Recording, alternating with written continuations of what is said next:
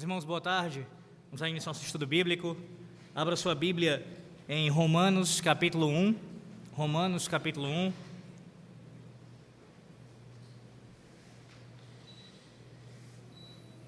Teremos esse texto como o texto base da lição de hoje, desse estudo de hoje,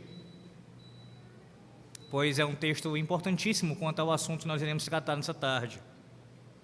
Lembrando, não é uma exposição bíblica desse referido texto aqui, mas apenas para servir como um fundamento, um norteador do que será tratado aqui nesse final de tarde. Romanos 1,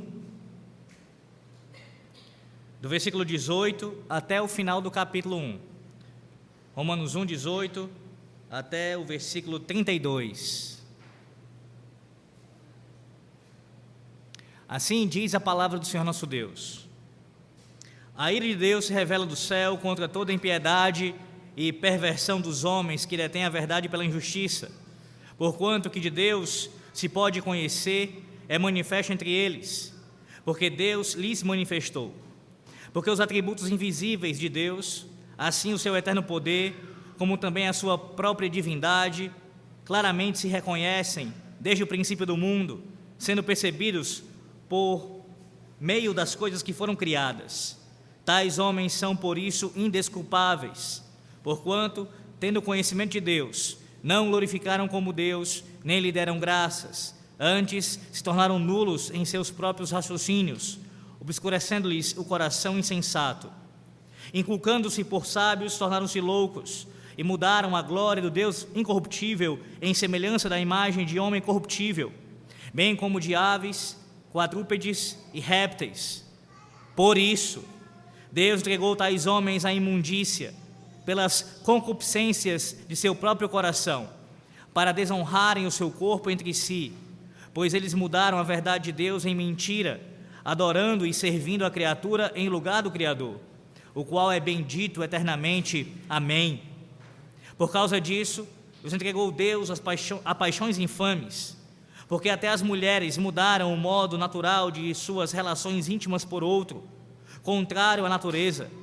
Semelhantemente, os homens também, deixando o contato natural da mulher, se inflamaram mutuamente em sua sensualidade, cometendo torpeza, homens com homens, e recebendo em si mesmos a merecida punição do seu erro. E por haverem desprezado o conhecimento de Deus, o próprio Deus os entregou a uma disposição mental reprovável, para praticarem coisas inconvenientes, cheios de toda injustiça, malícia, avareza e maldade, possuídos de inveja, homicídio, contenda, dolo e malignidade, sendo difamadores, caluniadores, aborrecidos de Deus, insolentes, soberbos, presunçosos, inventores de males, desobedientes aos pais, insensatos, pérfidos, sem afeição natural e sem misericórdia.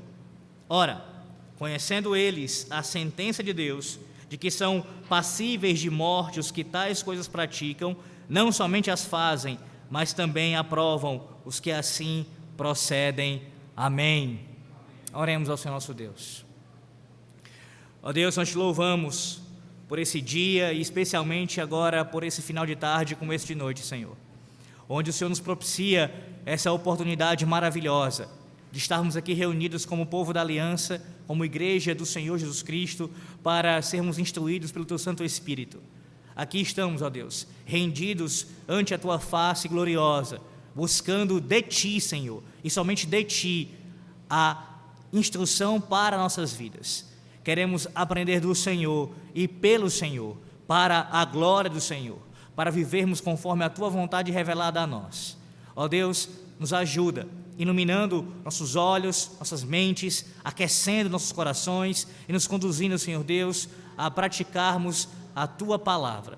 Concede ao Teu povo, Deus, essa graça, concede poder, concede força, Senhor Deus. Restabelece as nossas forças nessa tarde, físicas e espirituais, e que assim a bênção do Senhor seja sobre todo o Teu povo, hoje e para sempre. Amém.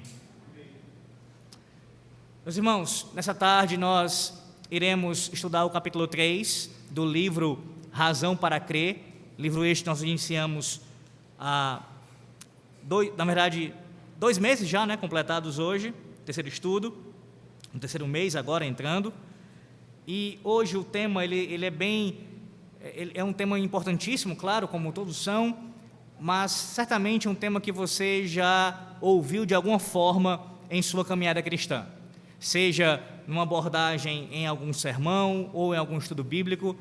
Se não todos aqui, pelo menos a maioria já deve ter ouvido alguma coisa relacionada a esse assunto. O capítulo 3, ele tem esse título que você deve ter visto em nossas divulgações aí do estudo, no card, no post que foi colocado em nossas redes sociais já algumas vezes, que diz assim, o título do livro, do capítulo: E o pobre nativo que nunca ouviu falar de Cristo. E o pobre nativo que nunca ouviu falar de Cristo. R.C. Sproul começa esse capítulo 3 com a seguinte ilustração. Ele se refere à sua vida acadêmica como professor de seminário, e ele diz que com frequência ele era perguntado sobre questões teológicas, o que é muito comum na vida de um pastor e inclusive de um professor de seminário. Seminaristas fazem perguntas frequentemente. Se os irmãos fazem, imagine então aqueles que estão se preparando para serem pastores. Há esse interesse de se perguntar. Às vezes um interesse que não é somente pela glória de Deus e pela edificação da igreja, também há interesses aí escusos, não tenha dúvida disso. Mas o ponto aqui não é esse, é apenas salientar que alunos com frequência faziam perguntas a ele, e ele cita que uma das perguntas, talvez a principal, que encabeçasse a lista frequentemente desses questionamentos dos seminaristas, era a seguinte pergunta: o que acontece com pobres nativos inocentes na África que nunca ouviram falar de Cristo? Como eu disse, esse tema que norteia esse capítulo, ele de alguma forma para você já deve ter chegado aos seus ouvidos. Talvez você mesmo já tenha feito esse questionamento e ainda o possua. O que acontece? O que será daqueles que nunca ouviram falar de Cristo? E com essa mesma expressão na cabeça, o inocente, aquele lá num continente bem longínquo, numa terra distante, num povoado onde praticamente nada chega, o que será dessa pessoa ou dessas pessoas que nunca ouviram falar de Cristo, nunca tiveram o Evangelho sendo anunciado a elas? O que será dessas pessoas? Perceba que essa pergunta, feita não apenas por seminaristas, mas por cristãos de forma geral, ela denota, pelo menos por boa parte dessas pessoas, uma preocupação, que sim, é oriunda de uma compaixão por essas almas. Há uma preocupação. Eu quero acreditar que você, quando se pergunta acerca disso, quando você tem essa dúvida levantada, isso é fruto de uma compaixão que você tem, uma preocupação que você tem com tais pessoas. O que será dessas pessoas? Qual é a posição delas diante de Deus agora? Sproul, ele aborda em seguida, dá aqui pelo menos 2 razões por que essa pergunta ela é feita com frequência. Uma delas, isso, claro, tendo por base o fato de que também é movida por compaixão, uma delas é o fato de que, quando isso acontece em nosso meio, nesse lado do mundo, ou seja, no lado ocidental, isso reflete a nossa realidade. Nós somos bastante familiarizados com o cristianismo. Ele avançou consideravelmente em nossas terras ou em nosso lado do planeta. E quando a gente começa a pensar numa realidade fora desse tipo de contexto, nós ficamos nos perguntar: o que será de uma pessoa ou de um povo que não teve acesso a este conhecimento? Uma segunda questão que é apresentada pelo Sproul como uma razão para esse questionamento existir em nossos corações é o simples fato de que a própria palavra de Deus afirma que o cerne da fé cristã é você conhecer a Cristo, é você ter um relacionamento pessoal com Ele, e para que isso aconteça, para que você venha crer em Cristo, você precisa conhecê-lo.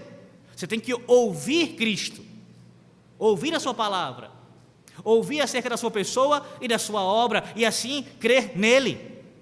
Logo, como é que alguém pode ser salvo sem ouvir de Cristo e sobre Cristo, do próprio Cristo? Então, é um questionamento que tem razões para ele existir, não é do nada. Não se trata, o ponto é esse, não se trata de uma questão teológica meramente especulativa, como tem muitas, mas de uma compaixão, tem a ver com o nosso contexto, nossa realidade ocidental, influenciada pelo cristianismo, mas principalmente tem a ver com o que a Bíblia diz sobre a necessidade de conhecer a Cristo e assim crer nele para a salvação, como único caminho para a salvação. Sproul diz assim: se Cristo é único e é necessário para a redenção, como alguém pode se beneficiar dessa redenção se não tiver conhecimento dele? Se Deus é tão amoroso, por que Ele não ilumina os céus com uma mensagem celestial que é transmitida claramente a fim de que ninguém possa errar? Porque as boas novas da redenção em Cristo são limitadas àqueles vivendo em culturas que têm acesso a elas? Essas são algumas perguntas que algumas pessoas fazem quando se deparam com essa realidade. E aí vem a pergunta: o que acontece com a pessoa inocente que nunca ouviu falar de Cristo? Perceba que eu tenho frisado aqui o termo inocente, que o próprio R.C. Sproul usa no livro, e há uma razão para isso acontecer, porque muitas pessoas utilizam essa expressão, essa palavra, para se referir a esses grupos. Elas são inocentes. E assim, com esse pressuposto, o que acontecerá com o inocente que nunca ouviu falar de Cristo? Eles perguntam: qual é a resposta para isso? Mas perceba que, se esse pressuposto fosse verdadeiro, se nós considerássemos isso como algo válido, ou seja, a pessoa que nunca ouviu falar de Cristo, nesse contexto mais remoto, ela é inocente, a nossa pergunta teria uma resposta muito tranquila quanto a isso também. Qual seria a resposta? O inocente diante de Deus não é condenado. Não é condenado. Se essas pessoas são de fato inocentes, logo, elas não seriam condenadas pelo Senhor. O pressuposto que você precisa ter na sua mente, sempre, é que Deus é justo. Não há nada que Deus faça, não há nenhuma decisão que Deus tome, não há nenhuma ação que Deus delibere que seja contrária à sua perfeita e reta justiça. Deus não apenas age de forma justa, Ele é a própria justiça. Não há conceito verdadeiro de justiça fora de Deus, Ele é o padrão de justiça. Sendo assim, não pode existir o pensamento de que Deus condenaria um inocente. Talvez você se levante e diga: mas, peraí, pastor, e com relação a Cristo? Ora, Cristo, Ele foi condenado sendo inocente, mas na condição de substituto de pecadores. Ele recebeu uma punição na condição de substituto daqueles que mereciam a punição. Não é que Ele recebeu como um ato de intransigência da parte de Deus, Deus agindo de forma deliberada, sem considerar sua justiça, e ali foi lá e condenou o inocente. É claro que não. Ele condenou Cristo, porque Cristo assumiu o lugar que era para nós, a nossa condenação. Então, quando o inocente foi condenado, que é o caso de Cristo, ele foi condenado por ser o nosso substituto, pagando assim a pena que era para nós, porque Deus nunca pune um inocente que não mereça punição. Percebe? A pergunta, ela está equivocada. Quando você escutar alguém dizer isso, você já tem que fazer uma reformulação na pergunta da pessoa. Meu irmão, quando ele perguntar: minha irmã, o que vai acontecer com aqueles inocentes? Inocentes não. Essas pessoas não são inocentes. A própria palavra de Deus atesta a culpa delas. Elas são pecadoras. Logo, se elas fossem inocentes, não haveria nenhum tipo de punição, nem de preocupação nossa parte deveria existir para com a vida delas. Deus não pune os inocentes. Então, qual seria a pergunta? A pergunta sendo reformulada, colocada de uma maneira adequada para ser respondida por nós, à luz da palavra de Deus. A pergunta é: o que acontece com a pessoa culpada que nunca ouviu falar de Cristo? É assim que você tem que fazer a pergunta, é assim que você tem que reformular a pergunta quando alguém lhe fizer, colocando o pressuposto da inocência. O que acontece com a pessoa culpada que nunca ouviu falar de Cristo? Eu sei que você pode dizer assim, mas pastor, quando alguém fala de inocência com relação a esses grupos que vivem em terras distantes, que não têm acesso ao Evangelho sendo pregado, a própria Bíblia ali para eles, nem todos estão dizendo uma inocência no sentido absoluto. Não é essa a ideia. É no sentido de grau menor de culpa. Há pessoas que falam isso. Não é que todos são inocentes absolutamente, mas menos culpados. Essa é a ideia. Ou seja, por não terem tido um conhecimento, uma luz maior de conhecimento, nesse caso, um conhecimento à luz da revelação bíblica, eles têm que ser tratados como menos culpados, como se a sua ignorância lhes desse ali uma condição mais favorável, mais acessível a Deus. E aí a pergunta acaba sendo reformulada, ou melhor, acaba sendo redefinida num termo que fica mais claro. Não é uma completa inocência, mas é uma inocência parcial, ou pelo menos num grau não tão grave em comparação aos demais. Mas aí se levanta outra questão sobre isso. De fato, essas pessoas são, ainda que seja nessa redefinição, inocentes? Será mesmo que elas não receberam nenhum tipo de luz, nenhum tipo de conhecimento que a torne indesculpável diante de Deus? A questão permanece. Será que ainda assim essa fala não está equivocada? E à luz, meus irmãos, a palavra de Deus, especialmente o texto que nós lemos aqui no início, Romanos 1, do 18 em diante, nós temos a resposta para isso. A resposta é muito clara. Por mais que alguém nunca tenha ouvido falar da pessoa de Cristo, do que Ele fez, sendo narrado nos Evangelhos, essa pessoa não deixou de ouvir Deus falar através da sua revelação geral. Primeiro, vá lá para Mateus capítulo 9, por favor. Mateus 9, e leia os versículos 12 e 13. Quem encontrar pode ler primeiro. Mateus 9, 12 e 13. Veja como Cristo, ele se refere ao grupo em que Ele veio salvar como pecadores. Ora, como é que Ele pode chamar de pecadores? Porque essas pessoas já tinham tido conhecimento da parte de Deus. E não apenas os judeus, mas toda a humanidade. Mateus 9, 12 e 13.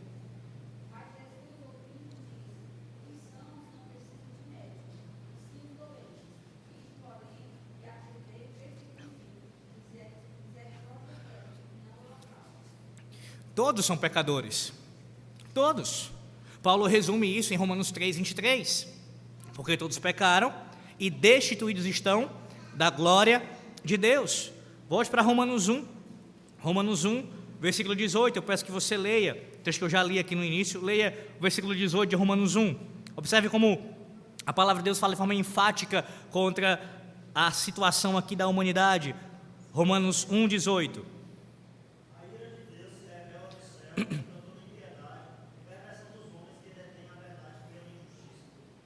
Perceba, a ira de Deus, ela não é revelada contra a inocência ou contra a ignorância, contra um conhecimento menor, mas que não é culpado, não. Ela se revela contra a impiedade e contra toda a iniquidade, contra toda a injustiça. Aqui em Romanos 1,18, Paulo trata toda a humanidade como culpada. Como culpada.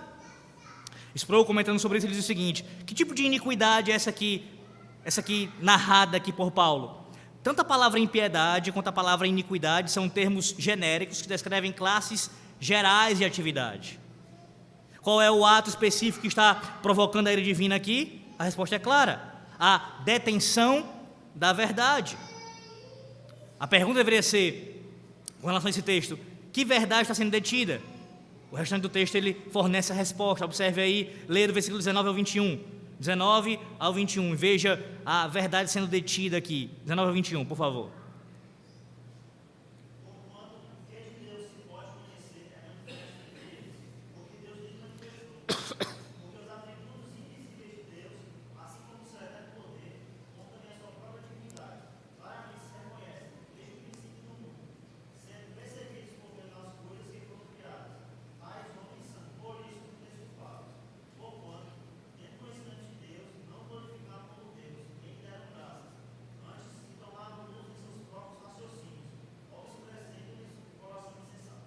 Observe como está conectado isso. O final do versículo 18, esses homens, a perversão dos homens, eles detêm a verdade pela injustiça. O que é deter a verdade pela injustiça?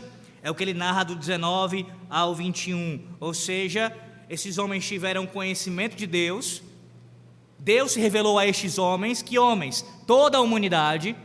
Deus se revelou a toda a humanidade, e eles pegam esse conhecimento que Deus se revelou e eles acabam sufocando esse conhecimento. É o que eles fazem.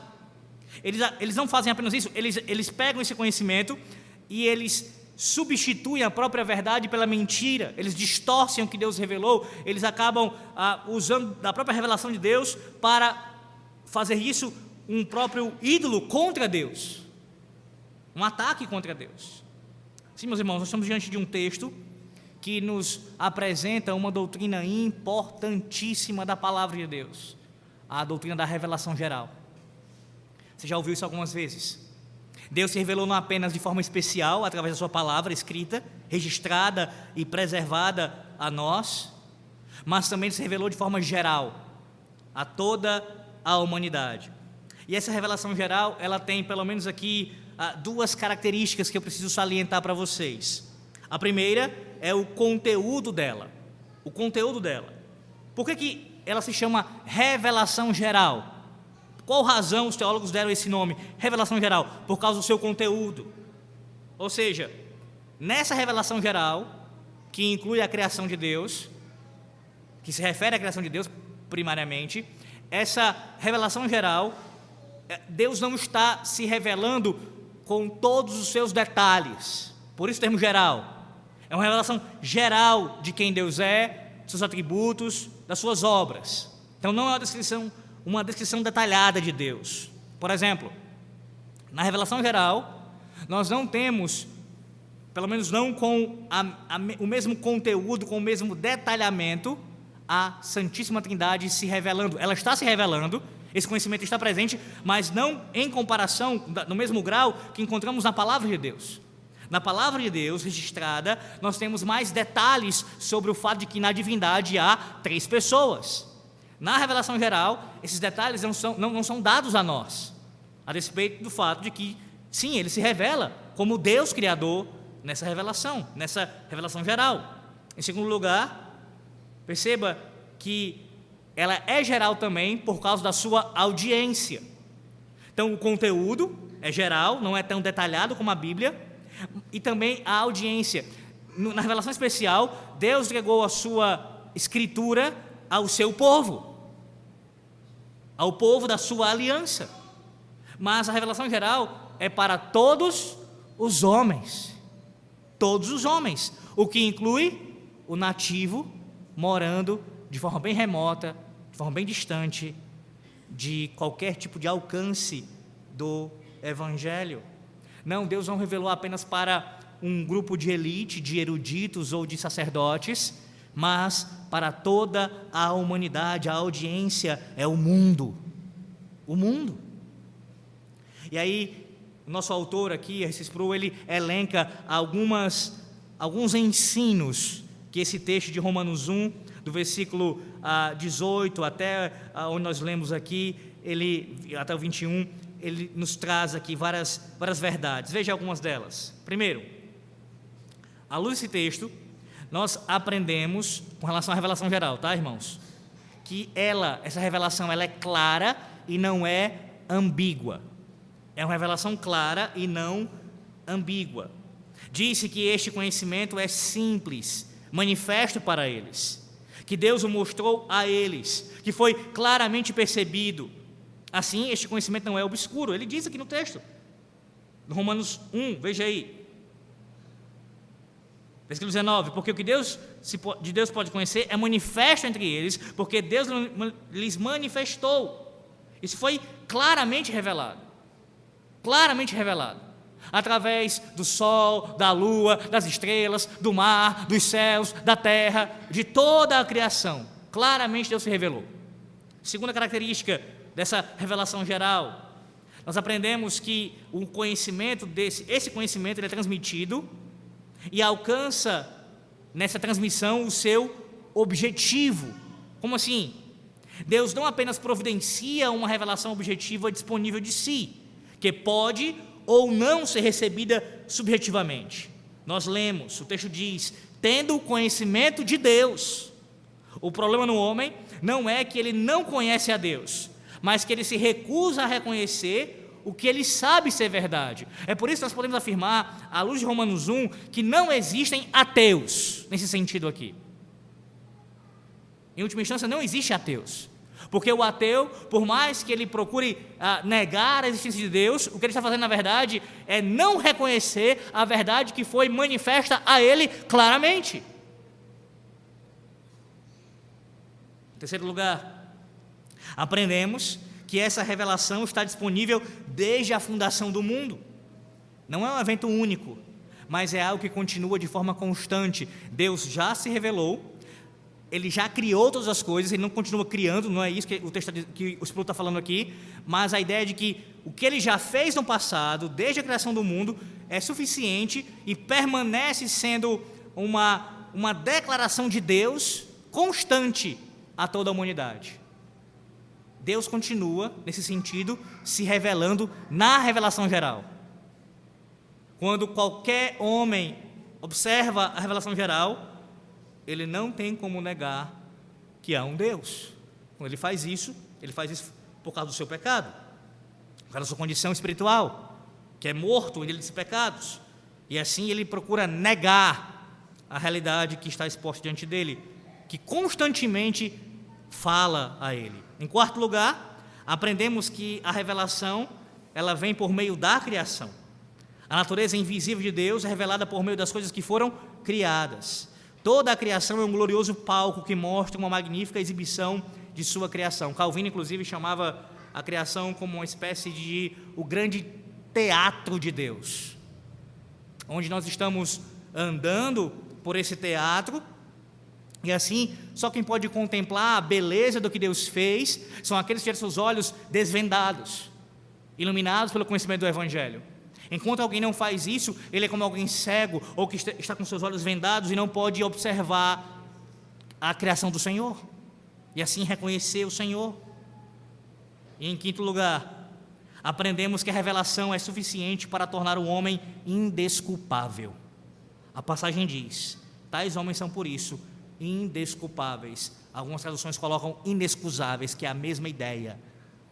O que Deus fez através da revelação geral é suficiente não para salvar alguém, mas para condenar. Para condenar.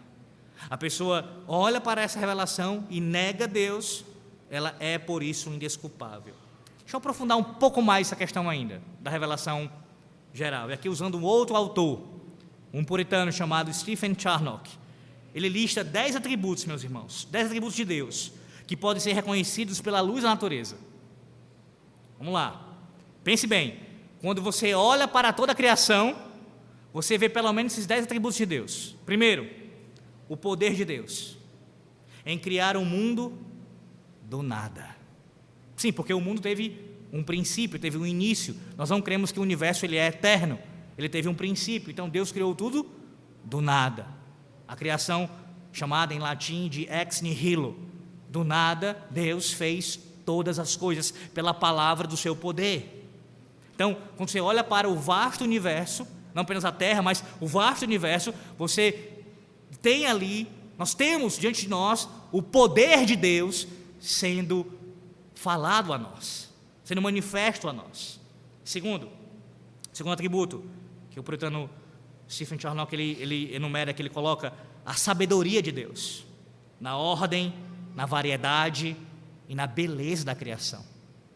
Você não vê isso na criação?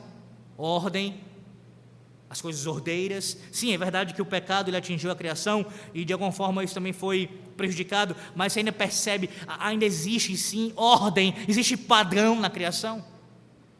Pense, por exemplo, com relação à questão matemática, os números, a lógica, mas também você percebe variedade na criação, uma grande riqueza de coisas distintas na criação, tanto no macrocosmo, como também no microcosmo, naquilo que é menor no mundo, como também naquilo que é de maior grandeza. E a beleza dessas coisas, tudo isso revela a sabedoria de Deus. Em terceiro lugar, a revelação geral, ela também manifesta a bondade de Deus. Que bondade? Vista na provisão para as suas criaturas. Lembre-se de Mateus capítulo 6, quando o Senhor Jesus Cristo, falando contra o pecado da ansiedade, ele cita a providência de Deus como uma base, um suporte doutrinário, teológico, para que a igreja se firme e diga: eu posso confiar no meu Deus, no meu Criador, porque Ele não deixa desamparada a sua criação. Ele cuida daqueles que Ele criou, Ele dá amparo, Ele dá sustento, Ele dá provisão para a sua criação. Pois bem, quando você vê os animais sendo alimentados ou procurando alimentar seus filhotes, quando você vê as plantas, tudo isso, você vê a bondade de Deus em não apenas ter feito a criação, mas em prover para a sua subsistência. Quarto lugar, a imutabilidade de Deus. Pois se Deus fosse mutável, faltaria perfeição no sol, nos corpos celestes, nos quais, diz o puritano, nenhuma mudança foi observada. A própria imutabilidade de Deus dá um padrão para a criação. Quinto lugar, a sua eternidade. Como, pastor, podemos observar, constatar que Deus é eterno só olhando para o universo? Como? Para alguém criar o tempo, ele precisava existir, ou nesse caso, ele precisava ser, antes do tempo existir. Deus está fora do tempo, Ele criou o tempo, e para alguém fazer o tempo, tem que ser eterno. Sexto, a onisciência de Deus, visto que como Criador, Ele deve necessariamente saber tudo o que Ele fez. Necessariamente. O Criador tem que ser onisciente, tem que ter domínio completo de tudo quanto Ele fez, consciência, nesse caso, conhecimento completo de tudo quanto Ele fez. Sétimo, a soberania de Deus. Deus deve controlar todas as coisas, ou nesse caso, tudo tem que estar debaixo do seu domínio absoluto, e você vê isso, nada está fora da sua soberania. Oitavo, a sua espiritualidade, uma vez que Deus não é visível, mas Ele é invisível, por ser Ele, como nosso catecismo, baseado lá no texto de João, Deus é invisível. Invisível. Nono atributo, a suficiência de Deus. Como assim? Se Deus, Ele deu um começo a todas as criaturas, portanto, a sua existência, a existência das criaturas, da criação, não era necessária. Deus nunca precisou da criação. Ele é suficiente, Ele é autossuficiente. E em décimo lugar, o décimo atributo, a sua majestade, vista na glória dos céus. Como diz o salmista no Salmo 19, texto que é correferente desse Romanos capítulo 1 aqui, a majestade de Deus é manifesta na própria criação. Ele é o Rei soberano, glorioso, que se manifesta através da sua criação. Percebe? A luz de tudo que foi dito aqui até esse momento, é mais do que suficiente para você entender que o pobre nativo não é inocente, ele não é ignorante, pelo menos não no sentido pleno, absoluto, mas que Deus se revelou de uma forma muito abundante a toda a sua criação. Perceba que Paulo usa essa expressão, né? Não é isso? Veja aí, versículo de número 21, ele diz assim, versículo 21, perdão, 20, final do versículo 20, por isso, eles são o quê? Indesculpáveis. Indesculpáveis. O que Paulo está falando aqui, você tem que ter uma resposta bem afiada para essa questão aqui. Como assim? Que tipo de não desculpa ou em que circunstância essas pessoas são indesculpáveis? A humanidade é indesculpável com relação a quê? Esse é o ponto.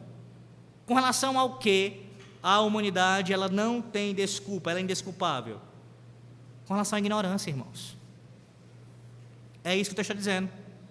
Ninguém poderá dizer diante do tribunal de Deus, diante do tribunal de Cristo, a seguinte expressão: se eu tivesse tido mais conhecimento, se eu tivesse ouvido falar do teu evangelho, se algum pregador tivesse chegado e batido na minha porta, se não interessa, não seja qual for o argumento, se o argumento for girar em torno disso, por ignorância, essa pessoa é indesculpável.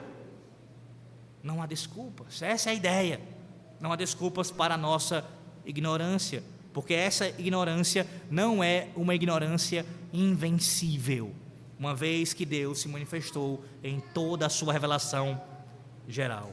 Sim, esse povo fala assim: se Deus de fato se revelou claramente a todos os homens, nenhum homem pode alegar ignorância como uma desculpa para não o adorar. Uma outra pergunta que é feita em cima disso, ele traz aqui para nós. Tá certo, isso até aqui a gente conseguiu entender, concordamos, mas e com relação, e eu já ouvi isso, pessoas falarem isso, essa pergunta que ele faz aqui não é uma pergunta também meramente especulativa, há pessoas que fazem esse tipo de pergunta, e com relação às pessoas que possuem algum tipo de religiosidade, não é simplesmente alguém que está negando a existência de Deus, mas elas possuem algum tipo de religiosidade, elas entendem que há algum Criador, elas conseguem ter algum conhecimento, inclusive através da revelação geral, e portanto, elas não negam completamente que não há nenhum Deus, não, há um Deus. Então elas tentam ali trilhar as vidas delas, caminhar por meio do conhecimento que receberam e de acordo com a religião que elas aprenderam. E aí você pode citar vários tipos de religiões, onde essas pessoas falam de um Criador e tentam ali seguir algum tipo de padrão, algum tipo de ética relacionada àquela religião que elas aprenderam. E aí, como é que a gente responde a isso? Como é que a gente responde a isso? Ora, o próprio texto de Romanos 1 também nos dá a resposta. Na sequência, eu peço que você leia aí, por favor, versículo 22 ao versículo 25. Romanos 1, do 22 ao 25, por favor.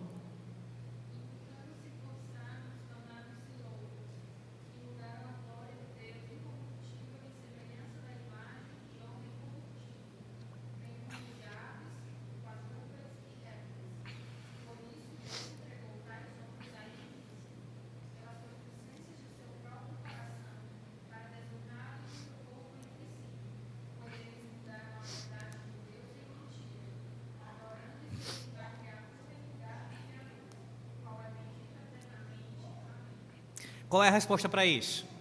Veja o desenvolvimento do raciocínio apostólico, da palavra de Deus. Primeiro, essas pessoas não têm desculpas porque receberam conhecimento da revelação geral. Então não tem o que dizer.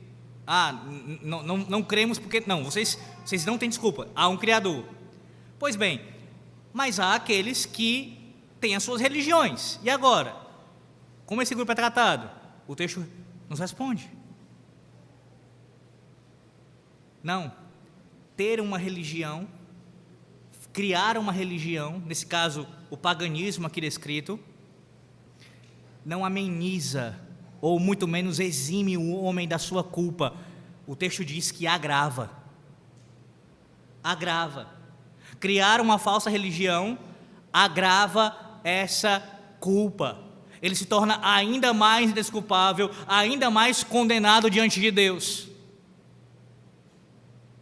É pior ainda, essa é a ideia. O apóstolo Paulo está examinando aqui claramente a religião pagã. E ele enxerga essa religião pagã como uma distorção da verdade. É uma troca. Eles pegaram a verdade de Deus, como eu falei no início, e eles trocaram pela mentira. Eles distorceram a verdade. Eles pegaram a glória de Deus revelada na criação e substituíram pela glória da criatura.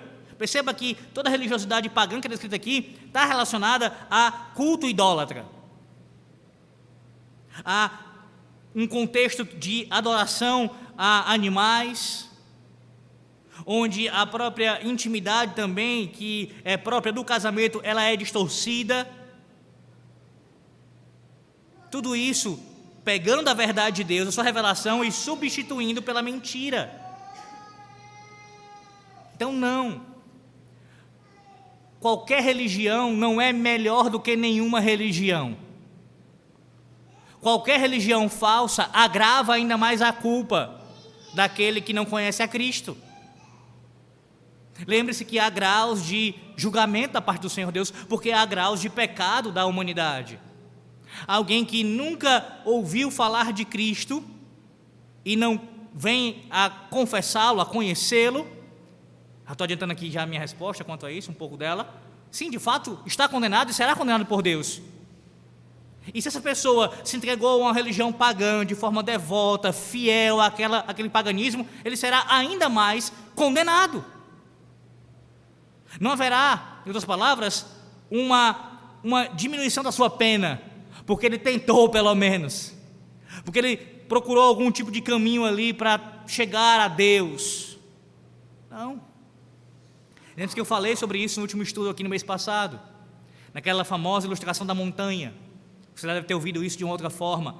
A ilustração da montanha que diz que é como se Deus estivesse lá no topo da montanha, no cume do monte, e a humanidade embaixo, no sopé ali da montanha, do monte.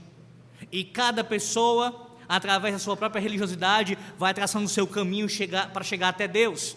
Então a ilustração quer dizer o seguinte: não interessa por meio de quem você vai, se é através do cristianismo, do budismo, do islamismo, do espiritismo, seja o caminho que você tomar, você vai chegar em Deus. Isso é falso, é mentiroso. A Bíblia diz que só há um caminho para Deus, é por meio de Cristo. Qualquer um que faz uma falsa religião para si, ou toma como sua religião, sendo essa religião falsa, ele agrava ainda mais a sua culpa. E perceba que a falsa religião aqui é descrita em categorias de idolatria, o pior ataque contra Deus. A idolatria, ela representa um insulto máximo a Deus, é tirar a Deus do seu trono e ousar colocar alguém no lugar dele. E nesse caso aqui, a própria criatura é colocada no lugar do Altíssimo. Então não, alguém que procura ter uma ética baseada na sua falsa religião não consegue amenizar o seu julgamento diante do Senhor. Além disso, o Sproul chega a salientar uma outra questão. Essa suposta ética que as pessoas elas seguem em sua religiosidade falsa, elas também quebram essa ética delas. Ou você acha mesmo que um papista, um islâmico, um espírita, seja lá quem for, você acha mesmo que alguém que adere a uma falsa religião, essa pessoa, ela é fiel, perfeitamente fiel ao padrão que ela diz seguir? Você acha mesmo? Digamos que se ele fosse julgado pela ética que ele segue, você acha que ele é perfeito nos ditames, nas regras que ali são impostas a ele segundo sua religião? Claro que não. Há inúmeras pessoas, na verdade, todas elas em alguma medida estão quebrando as suas regras, a sua própria ética que ela diz seguir naquela sua religião. Então, mesmo se fosse assim, não haveria ninguém fiel perfeitamente à sua religiosidade. São hipócritas também.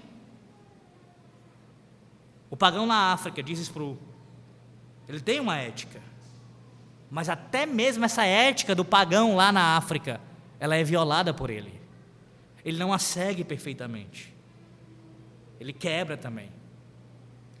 Mas lembre-se que a ética que toda a humanidade deve seguir, é a ética que é a expressão do caráter de Deus, a ética cristã.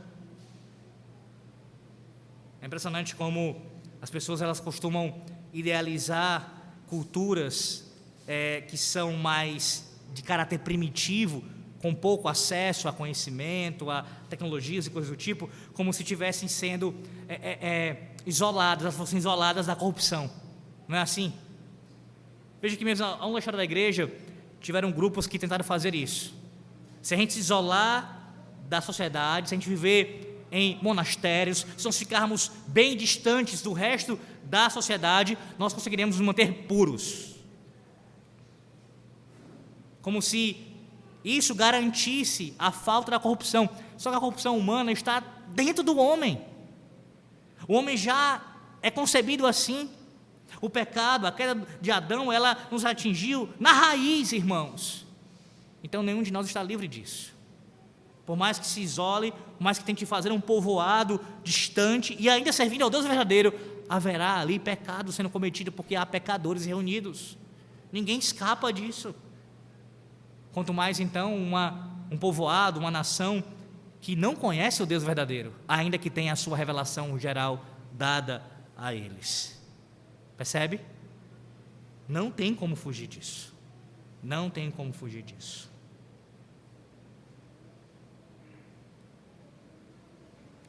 Pois bem, caminhando já para o final aqui, uma outra pergunta que é levantada acerca disso. Tudo bem, entendemos. E agora? Então qual é a saída? Qual é a maneira de termos uma resposta para isso? Ainda em Romanos, abra sua Bíblia no capítulo 10 de Romanos, versículos 14 e 15. A pergunta é: como o nativo pode ouvir? E não somente o nativo, como qualquer pecador perdido pode ouvir? Como ele pode ser salvo? Romanos 10, versículos 14 e 15.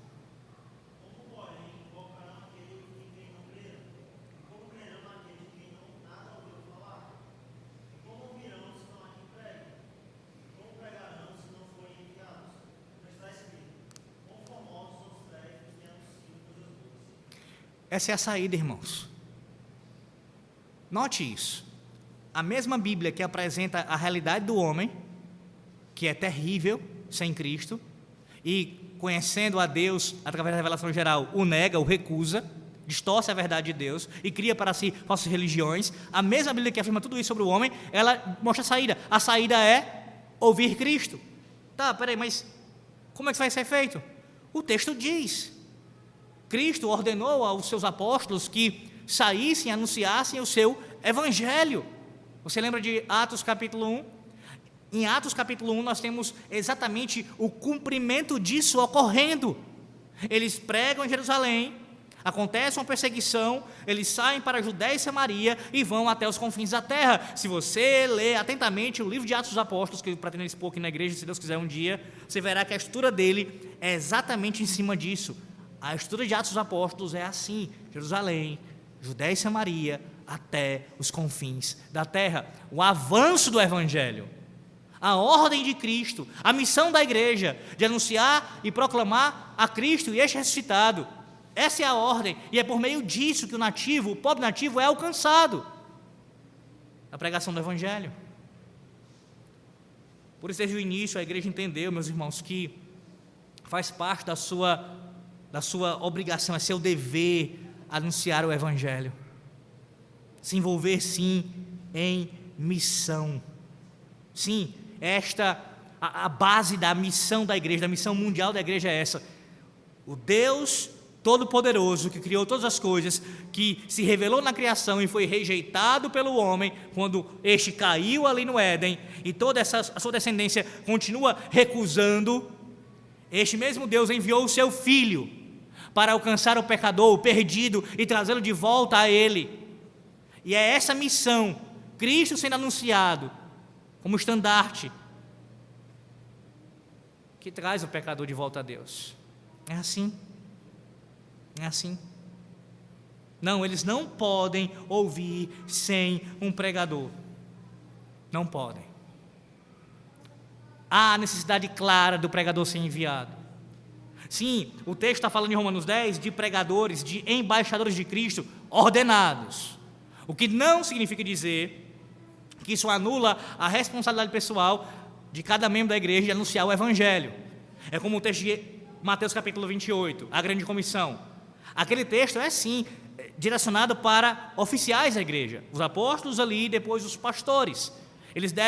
Os apóstolos deveriam e os pastores devem anunciar o evangelho de Cristo. Mas veja, uma aplicação do texto é que todo crente em Cristo deve evangelizar o perdido. Então, num certo sentido, ou melhor, primariamente, o evangelho é pregado e a missão da igreja avança com a proclamação pública da palavra. É assim que acontece. Então a igreja tem que se preocupar em enviar pregadores para os lugares, nos remotos.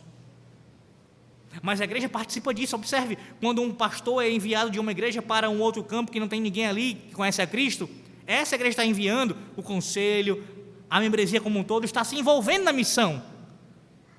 Como? Financiando isso, orando por isso, apoiando. E quando esse evangelho vai avançando ali, há outras formas também de ajudar aquele pregador que está ali. Então toda a igreja está envolvida. Não pode haver um pregador, não pode alguém ouvir sem um pregador, e não pode haver um pregador sem envio. Romanos 10 mostra isso. Tem que ser enviados. Agora eu pergunto a você, usando aqui a pergunta do próprio teólogo R.C. Sproul, diz assim: o que acontece comigo? Comigo. O cristão deveria se perguntar: o que acontece comigo se eu nunca fizer nada para promover a missão mundial da igreja? A sua preocupação com o nativo remoto deve começar com compaixão, mas também ela deve culminar em uma resposta de compaixão. Não deve ser apenas respondida com palavras, mas também por ações. E essa é uma aplicação que, antes de ler o capítulo inteiro, quando eu li há alguns dias, eu já ia fazer, mas Sproul não deixou de fazê-la aqui também. A gente tem que se preocupar com isso, irmãos. Tem que se preocupar com isso. E aqui deixa-me explicar isso aqui para a gente caminhar para o final mesmo e realmente concluir agora o estudo.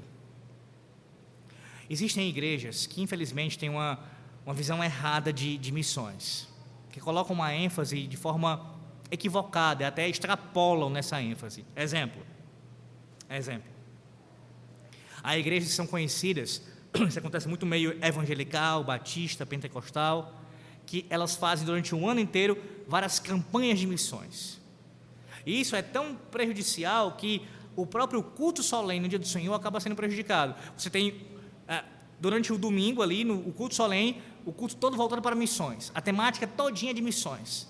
E a questão não é o fato de que um pastor vai trazer um sermão sobre missões, o ponto não é esse, mas é que toda a liturgia e tudo que acontece no culto acaba sendo norteado por esse tema, a ponto de colocarem coisas no culto que não fazem parte do culto. Exemplo, momento missionário. Vamos fazer isso daqui agora, porque estamos falando de missões. Não, é colocado um negócio dentro do culto. Por que não fazer isso depois do culto? Um aviso após o culto e dizer: olha, precisamos de arrecadar um valor para ajudar tal missionário.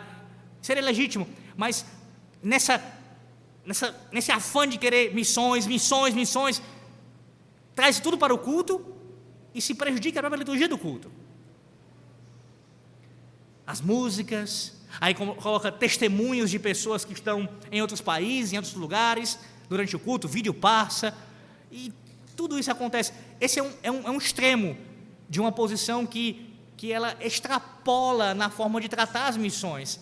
Eles se preocupam com as missões de uma forma a serem demasiadamente enfáticos nesse assunto e perderem de vista outras coisas que são importantes também, e até mais importantes. Como assim mais importantes, pastor? A sua fala do começo ao fim não foi dizendo que tem os remotos, perdidos lá em lugares remotos, tem que ser alcançados? Sim, mas, como citando aqui uma fala de John Piper, a missão, ela é um meio para um alvo maior. Qual é o alvo maior? A adoração. É o culto a Deus. Então, as missões, elas acontecem nesse período da história da igreja porque elas têm um objetivo. Qual é o objetivo? Elas são um meio para chegar ao objetivo. O objetivo é que os eleitos sejam salvos, possam ouvir o evangelho, serem convertidos e, reunidos no povo da aliança, adorarem a Deus. Quando Deus estabeleceu o seu estado eterno, onde não haverá mais aqui um mundo que é cheio de pecadores, mas pecadores que não foram convertidos serão lançados no lago de fogo e enxofre. Quando Deus habitar com o seu povo para todo sempre, não haverá mais missões. As missões, elas têm um tempo para acabar, elas serão completadas, mas a adoração a Deus, culto, haverá por toda a eternidade. Então ela não é um fim em si mesmo, ela tem um objetivo, logo ela não pode ser tratada de forma tão enfática assim pela igreja. Primeiro, estou pontuando um extremo terrível, que tem que ser evitado por nós. Essa ênfase demasiada, equivocada e deturpada acerca das missões, que prejudica o próprio culto ao Senhor. Mas há também um extremo oposto, que também é prejudicial, que é nunca falar do assunto, nunca se preocupar, nunca haver um planejamento quanto a isso, nunca haver um dinheiro reservado, um valor designado para isso, não se fazer, realmente traçar ali um plano e trabalhar em cima disso, e orar por isso, e executar. Há igrejas que estão muito bem satisfeitas com o seu lugar ali, no seu bairro, sem nunca pensar em avançar, mesmo que para isso, entenda, não seja para, como alguns fazem, né? Para a igreja ficar conhecida, não é isso, é plantar outras igrejas, enviar ou contribuir de alguma forma, ainda que a gente não possa plantar diretamente, mas tem uma plantação que a gente pode dar alguma contribuição, alguma ajuda, o menor que seja. Quer ver um exemplo? Um exemplo seria enviar, colaborar com a evangelização, com o espalhar da palavra de Deus, mandar um homem vocacional para o seminário, investir em um seminarista, para que ele possa se preparar durante 4 anos e depois ir para um lugar que nem volte à nossa cidade. Seria muito bom que voltasse, mas não é que ele não voltasse, que ele vá para outro lugar, mas ali anuncie a palavra de Deus e o reino de Deus possa avançar. Essa é uma forma de nós contribuirmos. Ou então, nós tomarmos conhecimento que há um homem de Deus pregando o evangelho num povoado africano, e ali você poder mandar uma oferta mensal, ou a igreja poder mandar uma oferta anual, eu não sei, de alguma forma contribuir para a tradução da Bíblia naquele lugar, e assim por diante. São maneiras de nós nos preocuparmos, exercermos compaixão, e não só com palavras, mas com atitudes também ajudarmos para que o evangelho avance nos lugares mais remotos da face da terra. Temos que fazer isso, meus irmãos. Se a igreja hoje, aqui eu estou falando da nossa igreja local, não tem condições para isso, que nós oremos por isso, para que nós possamos um dia poder fazer. É bem verdade que hoje a gente tem uma congregação num bairro aqui de Fortaleza, como Palmeiras, mas ainda assim nós temos que orar a Deus para que nos dê mais condições para fazermos mais para o seu reino, não distorcendo as coisas, não dando uma ênfase equivocada ao assunto, mas de forma fiel à palavra de Deus, ensinando e vivendo de acordo com o que Ele diz. Eu concluo com a citação aqui direta, que eu sempre faço nesses estudos, dos pontos importantes a serem lembrados, que o Sproul sempre traz no final do capítulo. Pontos importantes a serem lembrados. Ele diz assim: e os pagãos que nunca ouvem? Primeiro, todos os homens conhecem a Deus. Romanos 1, do 18 ao 32. O problema do pagão que nunca ouviu o evangelho é o problema de nossa queda universal. Devemos enfatizar que Deus revelou a si mesmo a todos os homens. Todos os homens sabem que existe um Deus. Logo, ninguém pode alegar ignorância como uma desculpa para negar a Deus. Segundo lugar, todos os homens distorcem e rejeitam o verdadeiro conhecimento de Deus. Uma vez que todos os homens conhecem a Deus e todos distorcem ou rejeitam esse conhecimento, eles não são inocentes. Terceiro lugar, não há pessoas inocentes no mundo. Pessoas que morrem sem ouvir o evangelho serão julgadas de acordo com o conhecimento que possuem. Serão julgadas, culpadas por rejeitarem a Deus. Deus nunca condena pessoas inocentes. 4. Deus julga de acordo com o conhecimento que as pessoas têm. A idolatria como religião não agrada a Deus, mas adiciona insulto à injúria da glória de Deus. Isaías 42:8, ele cita aqui o texto que diz: Deus fala: a minha glória a outrem não darei, nem o meu louvor às imagens de escultura. A idolatria não representa a busca do homem por Deus, mas sim a fuga do homem de Deus. Quinto, o Evangelho é o dom da redenção de Deus para os perdidos. Deus envia a Cristo para dar às pessoas uma oportunidade de redenção da culpa que elas já têm. Se rejeitam a Cristo, os homens enfrentam o duplo julgamento de rejeitar tanto o Pai quanto o Filho, e eu acrescento, o Espírito Santo também. Sexto, o pagão precisa de Cristo para reconciliá-lo com Deus. O próprio Cristo viu o pagão como estando em uma condição perdida. 7. Cristo ordena à igreja que garanta que todos ouçam o Evangelho, Marcos 16,15, ou seja, a grande comissão. 8. A rejeição de Cristo traz um duplo julgamento. Abra lá sua Bíblia em 2 Timóteo 4,1, por favor. Leia aí 2 Timóteo 4,1. A rejeição de Cristo traz um duplo julgamento.